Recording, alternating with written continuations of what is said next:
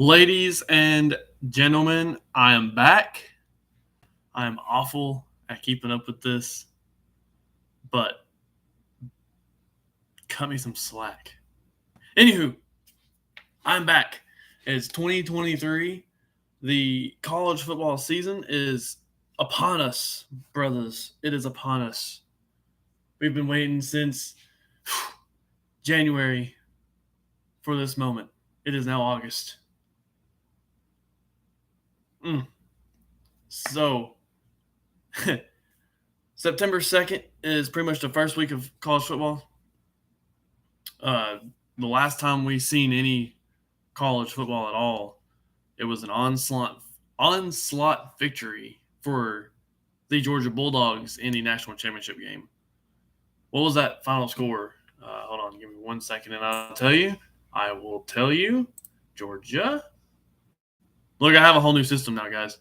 I got laptop screen, TV screen as a second screen. I am in business. Here we go. That's 2023 schedule. Come on. It's got to be somewhere, right? It's got to be schedule. There we go. That'll work.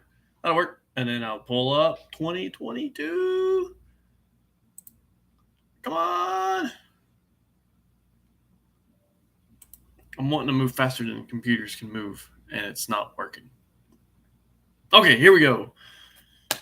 The final score of the national championship game last season, they played TCU Horned Frogs, and, they had a practice against the TCU Horned Frogs. They won that game 65-7. 65-7. It was the biggest margin of victory in a bowl game in NCAA football history. Do I think the Georgia Bulldogs are going to do that again? Probably not. However, I do think that they will probably go, at best, undefeated, obviously. At worst, they might have 1 or 2 losses. Let's go over their schedule real quick. All right, here we go. Week 1, they're playing UT Martin. Obviously, that's going to be a win. It's a no-name team.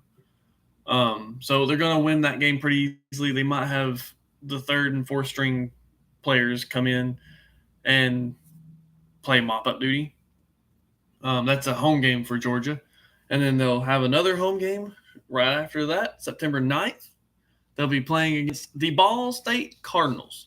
I think they'll win that game. That one's probably going to be another game like UT Martin. It's going to be pretty easy. And then they stay in Athens.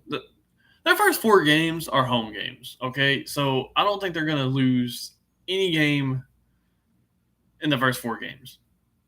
All honesty, I'm going to say the only team that they've got to worry about is Tennessee. They're going to go 11-0,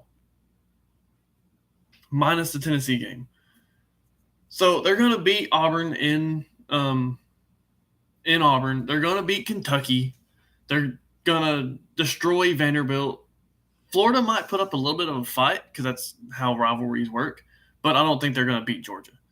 That team just not where they need to be, where they want to be at all.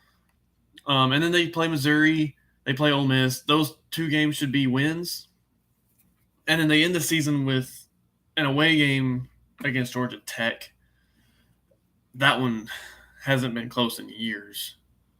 But the Tennessee game, I'm going to take off my Tennessee fan hat. I'm going to keep this one on, though. Last season, Tennessee went into Athens ranked number 1. I just want to mark that down. We were number 1 for the first time since 1998. Anywho, we went into Athens number 1. We had a lot of confidence. We beat Florida. We beat LSU. We beat Alabama. The Alabama win gave us a bunch of obviously, we were number 1. We were undefeated, and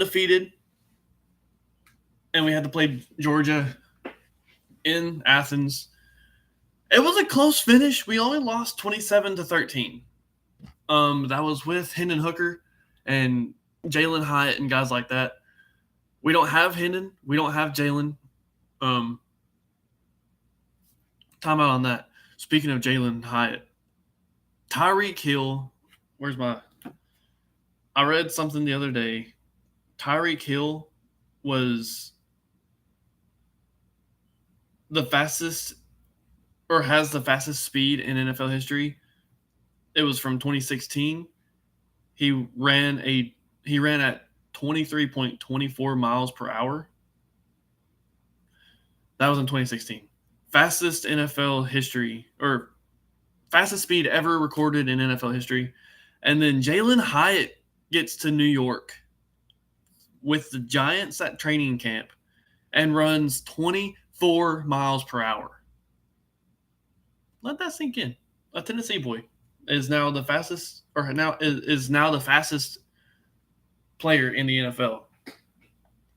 But anyway, we lost by 14, and it was a really good game. I was just being skeptical, saying I don't think we're going to win this, but I just wanted to be competitive. I just wanted to be competitive because I've seen too many blowouts. I've seen too many back and forths. I've seen too many close games end with a blowout because of the fourth quarter. I said the same thing about the Florida game. Obviously, we won that. We almost lost it. I said the same thing about the LSU game because that one was in Death Valley, and I was thinking there's no way. I was thinking the same thing with Alabama. I don't think we're going to win, but I just wanted to be competitive. And then going into the Georgia game, I was like, look, we're number one. We've looked great all season, but I don't think we're going to win. I just wanted to be competitive. 14 points against Georgia, the reigning champs last season, was a pretty competitive game. So I think Georgia, at worst, is going to go 11-1. 11-1 for the Georgia Bulldogs. I don't think they're going to win a national championship this year, just because that one loss could be against Tennessee, and that will put Tennessee in the SEC championship game. Yeah, I'm ready for some football. And I don't mean any football because I'm not a huge NFL fan, but college is where I thrive. College football has always been more exciting. The fans are more into it, in my opinion. The games are just better. What am I doing? Hold on. I'm trying to. This new setup has got me messed up for some reason. What am I doing? Standings. There we go. Okay. So I want to go through the standings for the SEC because that's really the only conference that matters, right? Obviously, Georgia won the SEC. They won the SEC East. Where you at? Tennessee, I'm pretty sure they finished third. One second. It's thinking. It's thinking about this, okay? Okay. They've reset them to alphabetical order. That's not right. Okay, so 2022 SEC. Oh, I honestly forgot Tennessee was second. Okay, so Tennessee was second in the SEC East. This is where the way they finished last season in the SEC. Georgia, obviously, they were undefeated, 8-0 in the conference. Tennessee was 6-2, 2 losses in the SEC is a huge step in the right direction. Granted, those 2 losses were against Georgia, which is fine. That's understandable. But then we lost to South Carolina. How the heck do you lose to South Carolina when you have a team like we had last season? And Hendon Hooker got injured in that game. What? Come on now. Anywho, speaking of South Carolina, they finished third in the SEC East. And then you got Kentucky, Florida, Missouri, and Vanderbilt in the SEC East. The SEC West, whole different story there. LSU with 2 losses in the SEC. One of those was to my Tennessee Volunteers. The second one, did they lose to Georgia? Did they play Georgia?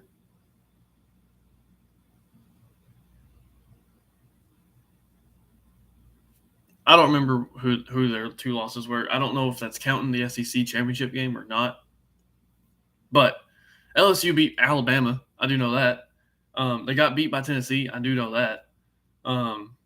But LSU finished first in the SEC West, and then played Georgia in the SEC championship game. And I'm pretty sure that was a pretty competitive game. I don't really remember much of last season, honestly. It's been a real busy offseason for me. It's not even football related why it was busy. It was work. But yeah, LSU finishes first in the SEC West, finishes basically second in the SEC as a whole. Then you got Alabama in second with also 6-2. They lost to Tennessee and LSU. Amazing. And then Mississippi State, Ole Miss, Arkansas, Auburn, Texas A&M. I just want to take a moment and just kind of laugh at this situation with the Texas A&M Aggies. Keep this in mind. 3 teams have the same SEC record. Those same 3 teams have the same overall record. Vanderbilt 2-6 in the SEC, 5-7 overall. Auburn and Texas A&M both 2-6 in the SEC, 5-7 overall. Some may have an argument and say Vanderbilt was a better team than Texas A&M last season. I'm probably going to agree to that because Vanderbilt looked pretty good. They got 5 wins. 5 wins. They were almost in a bowl game. When's the last time the Vanderbilt Commodores can say we were almost in a bowl game? When's the last time they can say we were in a bowl game? It's been a while, I'm sure. But Texas A&M, I'm not laughing because they had a terrible season. I'm not laughing at that. I'm laughing at the fact that Texas A&M has always had talent. They've always had a talented team. They've always come close to beating the big dogs. They even came close to beating one of the big dogs last season when they played Alabama. They lost by what, 2? But I laugh at them being 5-7 and at the bottom of the SEC West because talent is always there. They play great. They have great games. They almost beat big dogs. They do what they need to do against the FCS teams or the non-con teams. But they have Jimbo Fisher. And in my opinion, he is overpaid for very, very, very, very, very, very little. I don't think he's that great of a coach anymore. I think he's lost his edge. I think they need to move on from Jimbo and find somebody better. Because 5-7 from a legendary coach like Jimbo Fisher is unacceptable. It's honestly unacceptable. But that's your SEC East and West standings from last season. I think I'm gonna give a rundown of a few of the SEC teams. I haven't gone through all of them yet, but I think some of these teams are going to do better than they were last year. Some are going to stay the same. Some are probably going to do worse. One of those teams that I think is going to do better are the Vanderbilt Commodores. 5-7 last season. I think they can go 6-6 this year. I could be wrong. I'm probably as far away from right as I can get. I'm probably closer to wrong as I can without actually being completely wrong. I think they can go 6-6. Let me tell you how. They play Hawaii and Alabama A&M 2-0. Then they go on the road at Wake Forest. That's going to be a loss. They'll beat UNLV in Las Vegas. They can probably beat Kentucky again. They'll lose to Missouri. They'll beat Florida because Florida's going in the wrong direction. Obviously, they're going to get destroyed by Georgia. They'll lose to Ole Miss because Ole Miss is up and down. Auburn, I think Vanderbilt can beat Auburn. South Carolina, if they play like they did last season, I don't think Vanderbilt's going to come close to the Gamecocks, unfortunately, because that pains me to say that because I can't stand South Carolina.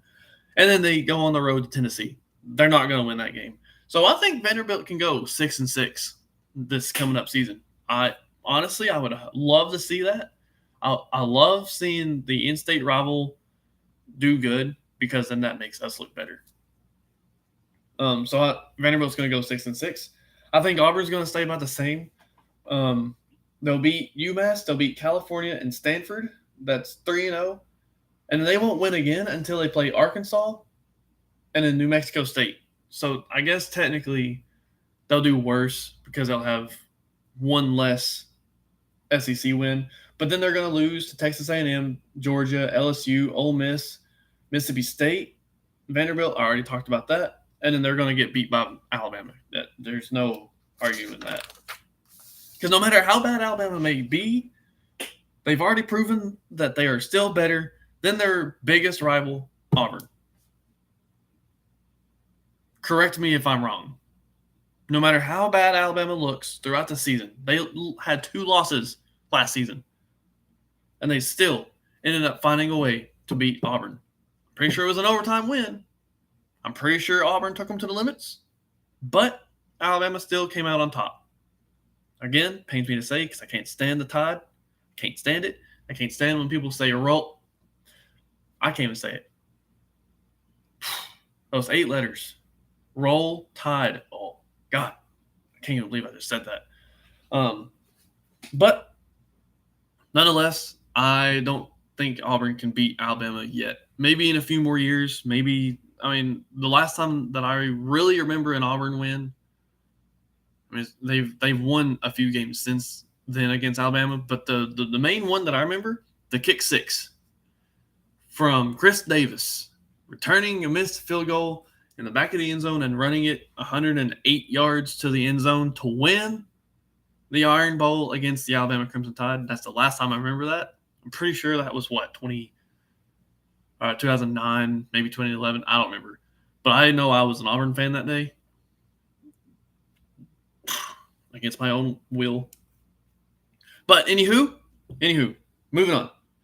I also think Texas A&M is going to improve, not by much. Obviously, they're going to have one more win, one less loss. I think they're going to go 6-6 this season. Starting off 4-0, beating New Mexico, Miami, UL Monroe, and Auburn. And then they'll go on a 3-game losing streak, losing to Arkansas, Alabama, and Tennessee. Mark that down. Then they'll beat South Carolina, and then they'll lose 2 in a row to both Mississippi teams, Ole Miss, Mississippi State. And then they'll beat Abilene Christian, because what SEC team is going to lose to an Abilene Christian? I can't even say that school. Unless Auburn just goes in there and just absolutely craps the bed and leaves a big doo-doo on their own logo, they're winning that game. If anything, if they lose all the other games, they're at least going to go 1-10. I'm sorry, 1-11. 1-11. That's the worst they can do. And then they close out the game or the season with a loss to LSU, making them 6-6. Missouri, I think they're gonna stay the same. They were 6-7. They had a bowl game somehow. I don't know how. Oh, they went 6-6. That's right. They lost their bowl game. Okay. So they're gonna go about the. They'll actually decline from last season technically. Going 6-6 last season in the regular season, losing your bowl game. They're gonna go 5-7 this coming up season. They'll start off 2-0. They play South Dakota, MTSU. I don't see them losing those games. But then they get their first loss in week 3 against Kansas State. Then they'll beat Memphis. They'll beat Vanderbilt. So already going into their LSU game, they're already 4-1. So that's looking good. And then they'll go on a 5-game losing streak. They'll lose to LSU, Kentucky, South Carolina, Georgia, Tennessee. They'll get back on track with Florida the next to last week, and then they'll lose to Arkansas, going 5-7. Going 5-7, decline from last season.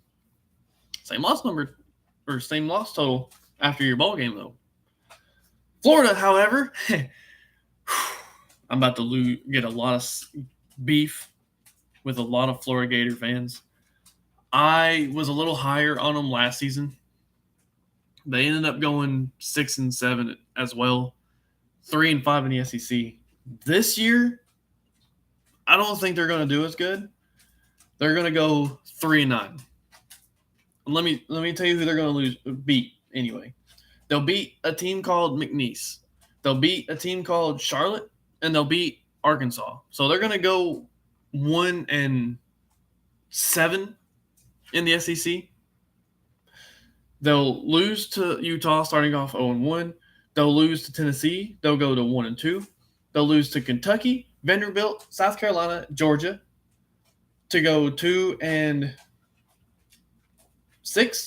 They'll beat Arkansas to go 3-6, and then 3-7, 3-8, 3-9. They'll lose to LSU, Missouri, Florida State. I hate when as much of a Gator hater that I am, I hate when they do bad because that makes our rivalry look that much worse.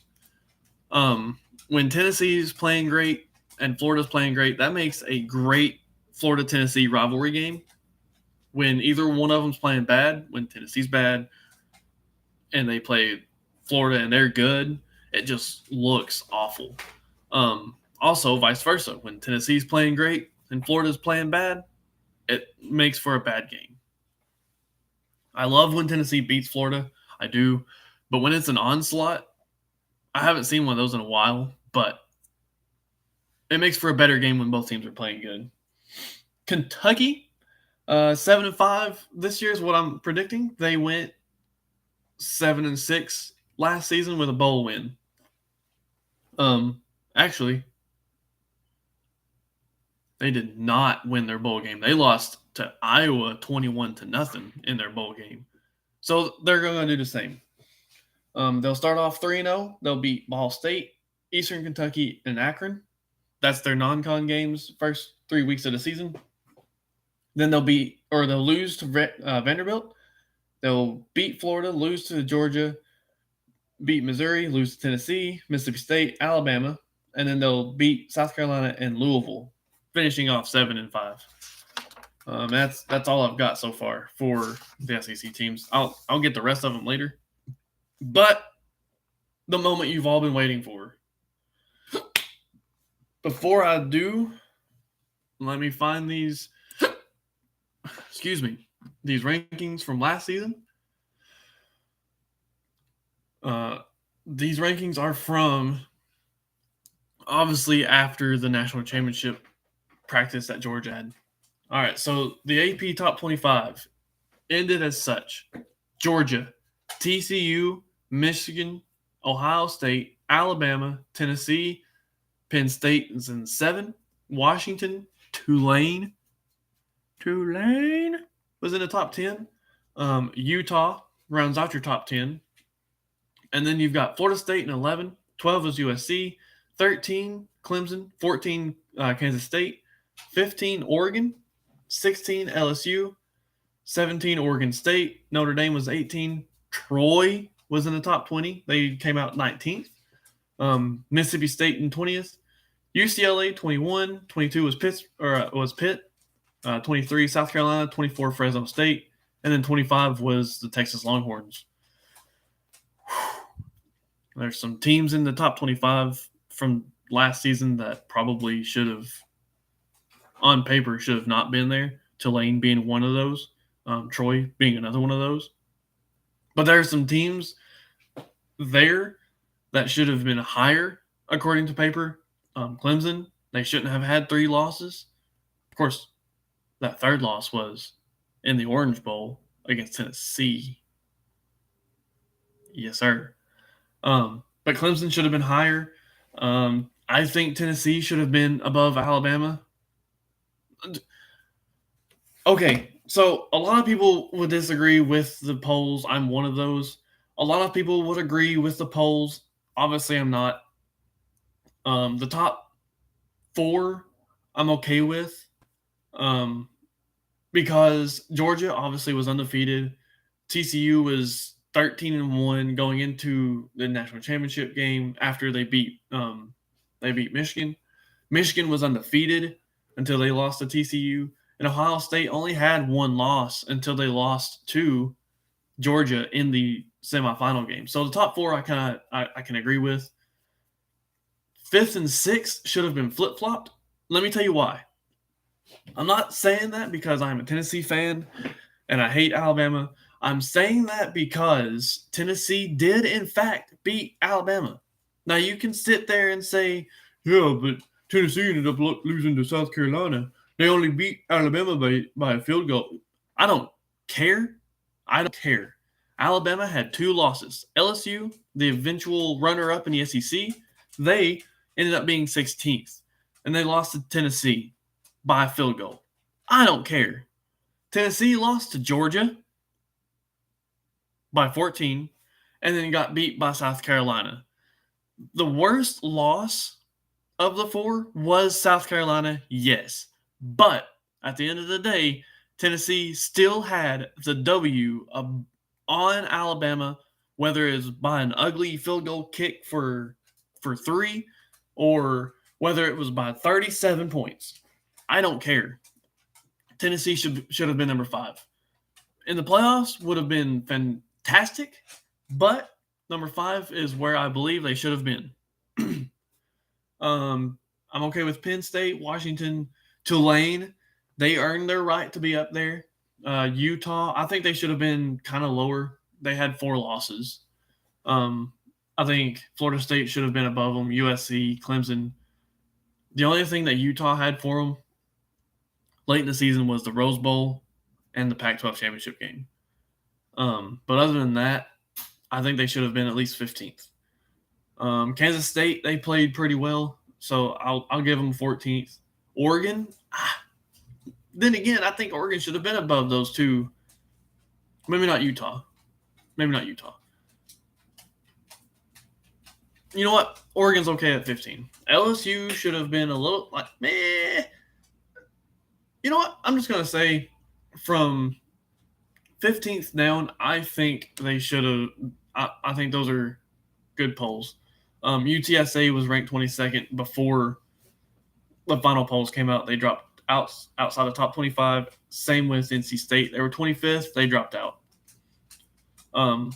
But yeah, so that's how the AP top 25 ended. My preseason top 25 goes as follows, and I have it all written right here. You got my rankings, you got last season, and you got this season's preseasons according to NCAA.com. I'll tell you each team as I go through mine. So top 4, I've got Georgia, Michigan, Ohio State, and Alabama. Now you may say, but I thought you just said Tennessee should be above Alabama. Yes, last season. This season, Tennessee has lost some talent. They've recruited well, yes, but Alabama also recruited well. So that's why I've got Alabama at 4. And the NCAA.com polls agree with that. They've got Georgia, Michigan, Ohio State, Alabama in that order. That's the same order that I've got them. I've got Clemson at number 5. NCAA has them at 14. Penn State in 6. 5th with the other. I'm just going to call them the other guys. And then I got Tennessee at 7. Granted, they did recruit well, yes. They ended last season at 6. But I've got them at 7. The other guys have them at 12. At 12. I feel kind of disrespected to that. I still think they should be in the top 10, but whatever. But then I got TCU. They're in 10th with the other guys. Washington, I have them at 9. So does the other guys. And in 10, I've got USC. The other guys have them at 8. So we're a little different there. But it's literally because I put TCU at 8. They put them at 10. We flip-flopped USC and TCU. Crazy, right? Crazy. But then I've got Utah at 11. So do the other guys. LSU, I've got them at 12. They have them at 6, which is odd because they finished last season at 16. How do you go from 16 to 12? I mean, granted, I've got Clemson going from 13 to 5, but that's not 16 to 6. That's not 10 spots. That's what? That's pretty close to 16. I don't know. That's 9. That's 9 spots. 8 spots. It's 8 spots. So I don't agree with the NCAA putting LSU at 6. I've got Kansas State at 13. They've got them at 20. Florida State, I've got them at 14. They have them at 7. At 7. I don't get where they're getting their rankings from. I don't think Florida State's even going to live past 14. They might just lose a couple games early. They might lose them in the middle. They're going to lose a few games this season. I don't think Florida State's as good as they should be. But then I've got Notre Dame at 15. The other guys have them at 13. Oregon, I have them at 16. So I've got them dropping down a spot. The other guys have them staying the same as their last season finish. I've got Texas coming up from 25th to 17. The other guys have them at 17 as well, so we agree there. The rest of these guys, all of them but one, I'll tell you which one that one is. The NCAA have them unranked. I've got Pittsburgh at 18. That's one that's unranked with the NCAA. Oklahoma, I've got them coming back into the top 20. They're also unranked. Tulane is the one that NCAA had ranked. They have them 2 spots higher than where I have them. They have them at 18. I have them at 20. And then the rest of these, the last 5, NCAA doesn't have them in the top 25 either. I've got Oklahoma State in 21, South Carolina in 22nd, UCLA 23rd, Mississippi State 24th, and Boise State in 25th. Obviously, you can pick anybody. You can pick 5 teams that were ranked last season. You can pick 5 teams that were unranked last season, and just drop them in the top 25. It's fine. I don't think anybody's going to be mad. Now, if I was to say something crazy, like, I don't know, Boise State being number 3, slap me. Or even Mississippi State being 5. You can't say stuff like that because there's teams that have separated themselves from the rest, and obviously those are the top 4. Georgia, Michigan, Ohio State, and Alabama. Now, do I think Ohio State's going undefeated this season? I do not. Michigan has had their number for the past couple seasons, and I think that's gonna continue this year. Michigan's gonna win the Big Ten. They're gonna go on to the playoffs. Ohio State will come close to winning the Big Ten, but they won't win it, obviously, because they're gonna go 11-1 again with that loss to Michigan. Alabama, I don't think they're gonna win the SEC West. They might, they could, they most certainly could. Tennessee is going to be a tough game for them. LSU is going to be a tough game for them. Tennessee, I think, can go undefeated. I strongly believe that they can. Georgia is losing some talent, but they're going to still be a great team. Alabama losing some talent. They're still going to be a great team. I think worst Tennessee can do is maybe 10-2, maybe 9-4, maybe. I was going to actually go through their season or their schedule this year, and give you my rundown for that. I have that one, don't I? I have it. Hold on. Give me a second. I've got it written down. Got it written down. There it is. Right there. Okay. So their schedule this season, they start off against Virginia. They're playing that one in Nashville, which I'm not a big fan of because I'm not a big fan of the Titans field, unfortunately. That's my team too, and I can't stand their field. But they've got Virginia, Austin P, and they'll go to Florida for their first 3 games. They're going to go 5-0. They're beating Virginia. They're beating Austin, PA. They can beat Florida. I've got stars on a couple of these, but I'm not really sure why.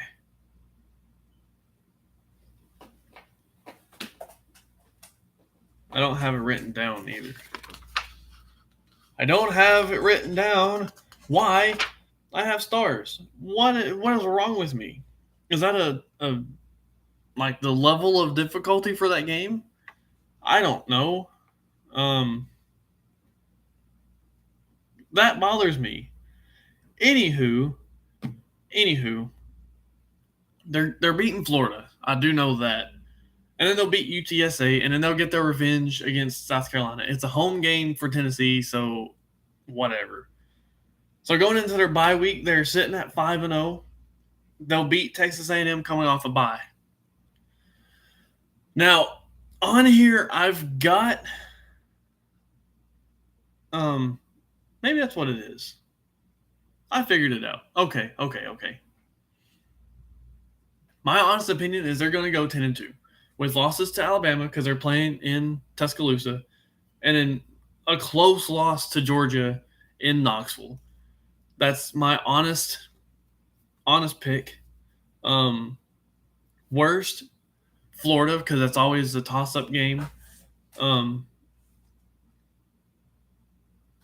have them at 9-3 with my worst record, with the toss-up loss to Florida, a loss to Alabama, and then a loss to Georgia.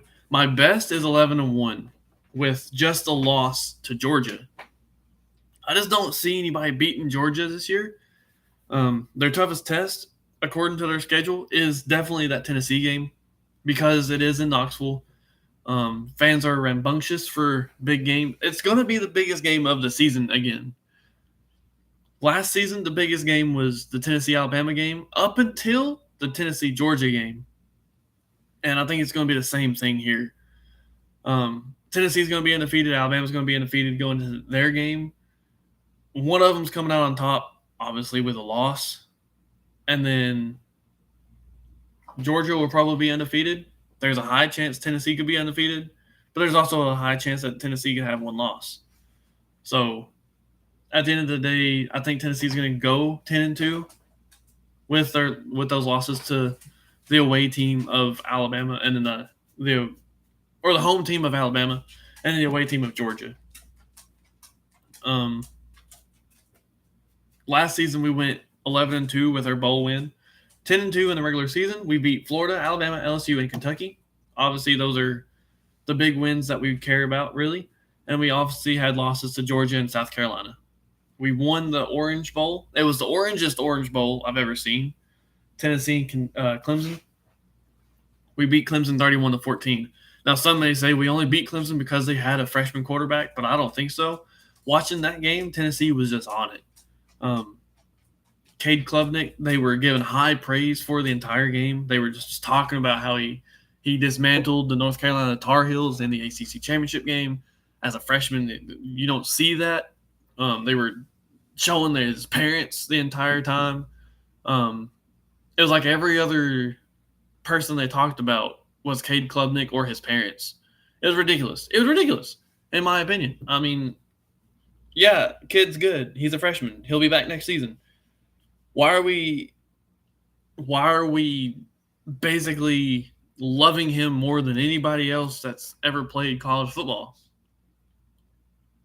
That's my only issue with the NCAA. They pick one player and they talk about him all season. They did it with Tim Tebow. They did it with